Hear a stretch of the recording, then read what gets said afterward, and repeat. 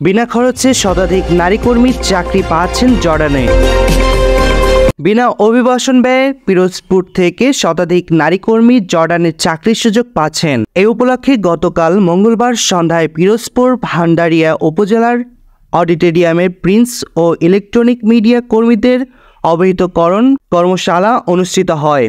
এতে প্রধান অতিথি হিসেবে উপস্থিত ছিলেন পিরোজপুর 2 আসনের সংসদ সদস্য মোহাম্মদ মহিউদ্দিন মহারাজ।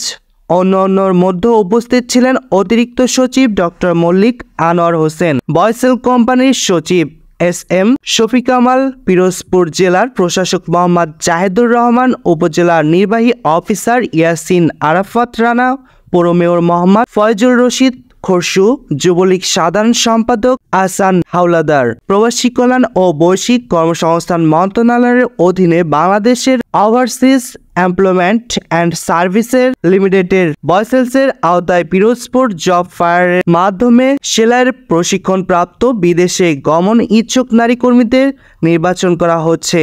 উল্লেখ্য, বিনা ও স্বল্প অভিবাসন ব্যয়ের সব নারী কর্মীরা বিদেশ যাওয়ার সুযোগ পাচ্ছে। ধন্যবাদ সবাইকে। পরবর্তী নিউজ আপডেট পেতে নিউজ 24 এর সাথে থাকুন।